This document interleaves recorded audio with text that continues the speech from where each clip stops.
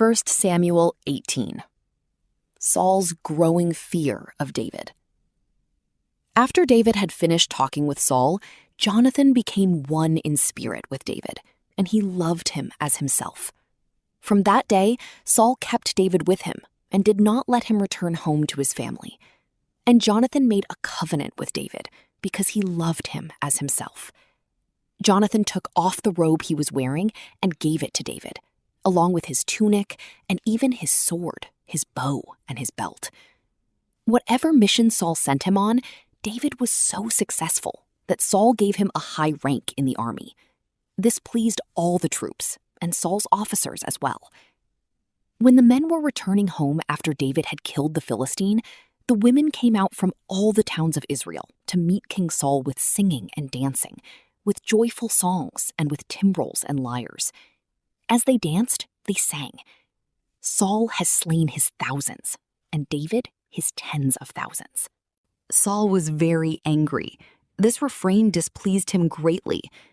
They have credited David with tens of thousands, he thought, but me with only thousands.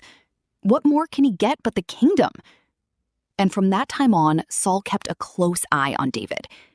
The next day, an evil spirit from God came forcefully on Saul. He was prophesying in his house, while David was playing the lyre, as he usually did. Saul had a spear in his hand, and he hurled it, saying to himself, "I'll pin David to the wall." But David eluded him twice. Saul was afraid of David, because the Lord was with David, but had departed from Saul. So he sent David away from him and gave him command over 1,000 men, and David led the troops in their campaigns.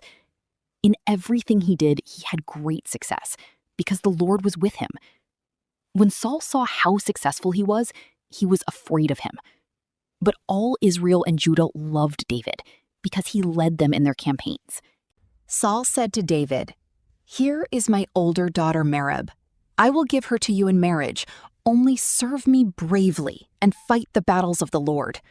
For Saul said to himself, "I will not raise a hand against him. Let the Philistines do that." But David said to Saul, "Who am I? And what is my family or my clan in Israel that I should become the king's son-in-law?" So when the time came for Merab, Saul's daughter, to be given to David, she was given in marriage to Adriel of Meholah. Now Saul's daughter Michal was in love with David, and when they told Saul about it, he was pleased. "I will give her to him," he thought, "so that she may be a snare to him, and so that the hand of the Philistines may be against him." So Saul said to David, "Now you have a second opportunity to become my son-in-law." Then Saul ordered his attendants, "Speak to David privately and say, 'Look, the king likes you, and his attendants all love you. Now become his son-in-law.'" They repeated these words to David.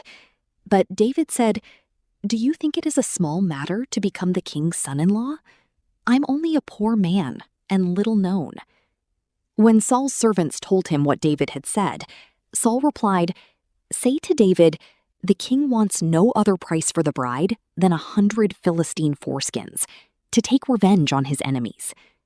Saul's plan was to have David fall by the hands of the Philistines.